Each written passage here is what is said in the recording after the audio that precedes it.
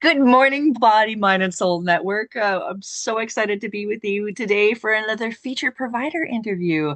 We are so lucky to have Maria Riegger, who's from Washington, D.C., and she's an attorney and reparenting, certified reparenting coach. And she is going to be an expert speaker on our upcoming Sunday Micro Summit this Sunday, February 8th, 10 a.m. Pacific. Maria, thank you so much for being here today. How are you? Thank you, Michelle, for having me. I'm great. Thank you. How are you? I'm good. How's everything in Washington D.C. area these days? It's crazy. I should ask about the Yeah, weather. so well, we've had crazy weather too. If anyone who's on the East Coast knows, we've had uncharacteristic ice storm, and we're still digging ourselves out of it. It is not typical for this area, so it's been that's been a real problem. We had the schools closed for about a week and a half. It was a little bit crazy, yeah. Oh So my gosh. crazy Well, weather. well, thank you so much for being here. I'm glad you're safe and sound. But let's Got just it. dive right in because our upcoming Micro Summit is actually around relationships and healing.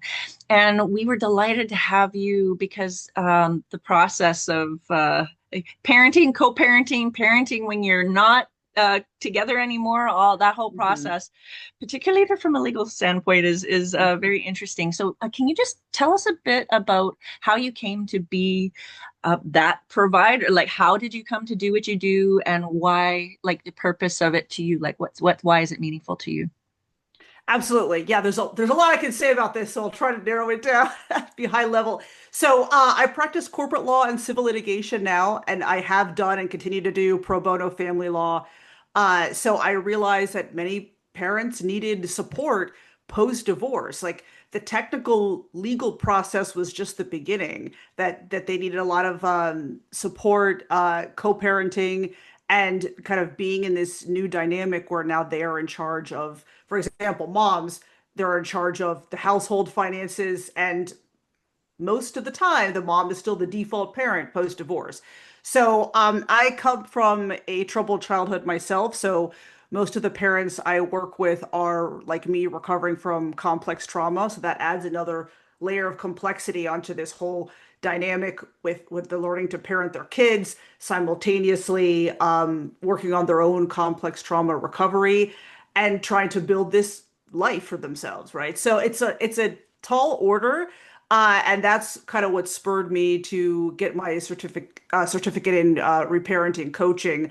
Was I started to work in the parent coaching space, coaching parents, for example, on things like financial boundaries, building wealth, productivity, childhood development, right? Building a relationship with the kids, which was one more of communication oriented and authoritative parenting, being emotionally responsive instead of seeking compliance and managing behavior.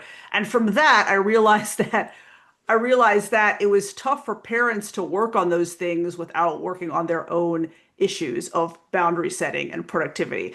Tough for them to teach their kids how to have healthy boundaries with other people if the parents did not have healthy boundaries Weren't themselves. modeling it themselves. Right. So, I'm divorced twice, and it may be weird for people to think, well, why am I speaking out of someone on relationships? Well, because because I can tell you what my past relationships have taught me was that if you're the one carrying all the work and doing all the compromising, and your partner doesn't make any compromises, refuses to meet you halfway, acts like you're punishing them or gets angry when you ask for help, that's not a healthy relationship and certainly not something you want to model for your kids. So I always to ask parents, is this what you would want for your children in a relationship? And if it's not, there you have some serious thinking to do. Yeah. Well, and just managing that whole process about managing, like readjusting after a relationship ends, because the Yeah. healing part of relationship comes after the relationship ends. We're going to have people Yes. speak to the part about the dynamics inside of a relationship. But once you exit a relationship, how do you rebuild your relationship to yourself, to Hmm. that person, particular, and to your children, and as a family, because you are still going to be in each other's lives, and how do you manage those relationships in a professional structured way, which is amazing to have a Right. lawyer to help with for sure. Can I ask you Right. a little bit about how you like how you actually work with people. Is it one-on-one? Is it online? Is it in person? What do you, groups? What do you do? Sure. So I do one-on-one coaching and I do a lot of publications and live webinars. I have a series of webinars coming up on different stuff, divorce related. For example, there's a lot that attorneys don't share with clients about the divorce process. People don't realize how lengthy it is, how expensive it can be, how, if you don't get the proper legal representation or coach in place at the beginning, it can be a very long, drawn out, expensive process in terms of not only money, but time and energy.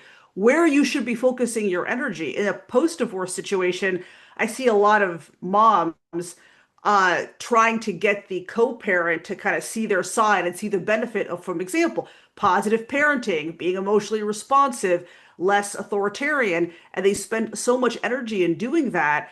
And I counsel them, your energy would be better spent in putting that into yourself, like you mentioned, your relationship with yourself and your relationship with your kids. Because chances are, if you and your co-parent are not on the same page, you're not going to be able to just magically get them to see your side. So, and that's And what a lot of what I tell parents is, sorry to interrupt, no, Michelle, no, no. but you can be an effective leader at home as a single parent and raise emotionally resilient, independent kids without power struggles, even if your kids don't live with you full time, and even if the co-parent is not on board. You can still do that. It's very empowering.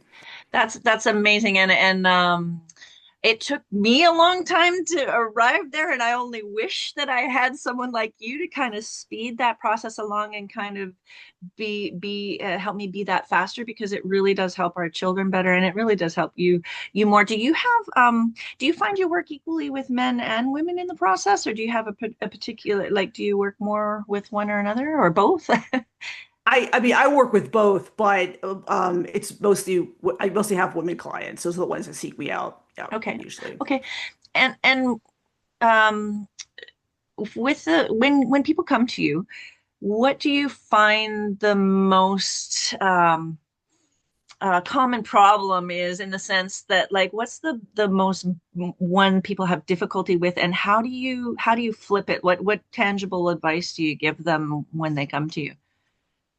Sure. The biggest issue I see is boundary setting. And I Mhm. start by asking parents, like, this issue you're trying to manage, is this your responsibility to manage it?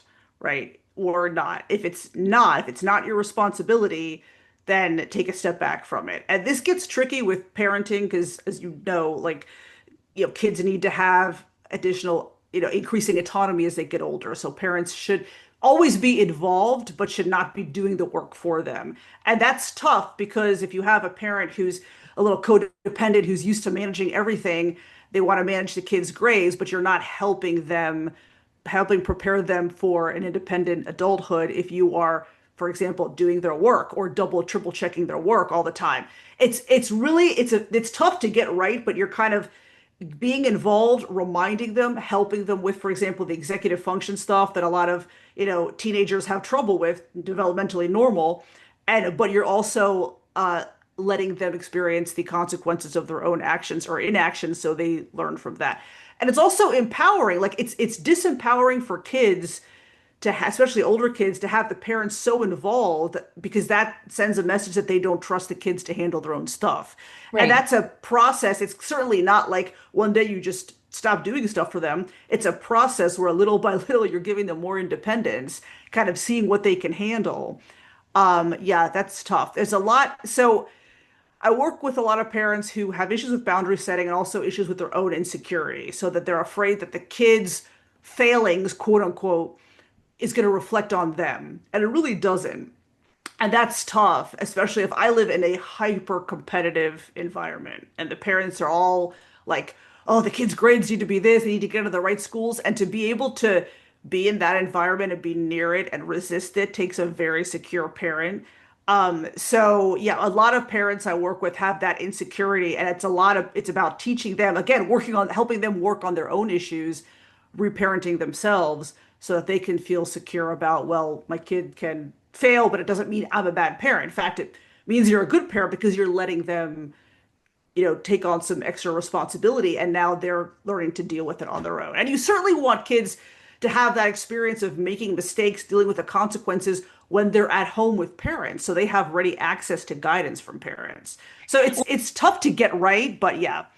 Well, and I feel like whatever happens between the parents or however you rebalance things, like, and also holding those boundaries to define yourself and model for your child independently of whatever your ex-partner and co-parent does, that how you handle that critical period after a relationship ending really kind of it kind of lands later with the kids in their lives, that they Mhm. kind of maybe in the moment when you're kind of like this isn't working or whatever, if you manage yourself a certain way, then that later, no matter what the confusion is in the moment, the kids will come back later and go, oh, okay, I understand what the position you were in was at that time. And time takes time. so but it's Absolutely. it's really we're just so lucky to have your expertise and advice with us, for folks to take advantage of that post relationship perspective, and even probably how to structure things inside the relationship to avoid you know Sure. avoid Yeah. some of that stuff. So if I could ask, on your journey as a coach and bringing your services online, we always love to ask our wellness experts here, if you could give you some advice to a new wellness entrepreneur, whatever they be, um, in the world of wellness entrepreneurship, what would that be in Oh terms of my getting gosh. yourself out there? Getting yourself out there. Definitely, I mean, join as many groups as you can. Don't overextend yourself, but joining groups with similarly situated providers and networking with them and being open to learning from them, that's great. Because I don't like to think about other providers as competition. We all have something unique we could offer to somebody. So I love, joining groups like yours, where we can meet other people who have had those experiences and we can learn from them. Be open to learning because we're constantly learning. There's never going to be a time when we're going to be confident at all the knowledge that we have today. We're constantly learning. We can always learn from new providers, and it's just that sense of community, especially if you're someone who, like me, does not have support from extended family. That community is essential. It's a step Oh, you cannot miss. well, we're excited because that's exactly the thinking behind Body, Mind, and Soul Connections Network, is to connect people, not only providers with clients, but providers with other providers, to collaborate, and also providers with services in our provider business circle. That kind of, I came to serving tech stuff by needing to generate money for my son's autistic care, and to Mm. support other families with respite. And so I'm a social entrepreneur, and the journey of becoming an online wellness provider or a service provider was not one that was intuitive to me. I was a science geek by by trade, so learning all of these things and having it all in one place with a community that's like-minded is just so beautiful, and we're just so honored to have you here. Thank you so much, and we're so excited for the Micro Summit. What are you looking forward to about the February 8th Relationship in the Healing Micro Summit? Thanks, Michelle. I love the fact that this is a small summit with only 4 or 5 speakers because I love that intimate nature. So that is what I'm really looking forward to, just like connecting one-on-one with everybody. That's like the big highlight for me.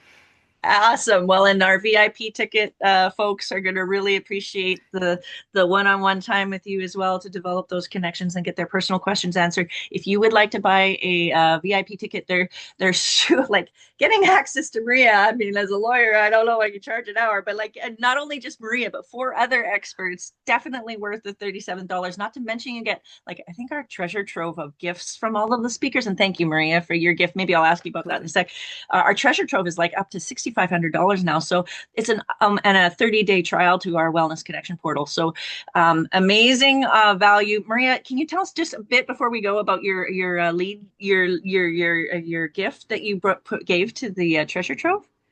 Absolutely. So I have a wealth rebuild workbook that is specific for 2026 that is specifically designed to help single parents build up their wealth, build up their finances, and put that structure in place. Because I find when I talk to moms, a lot of women are not comfortable talking about money and they're overwhelmed by all the information that's out there. So this is to help them get organized and get focused and hopefully manage some of their stress about it.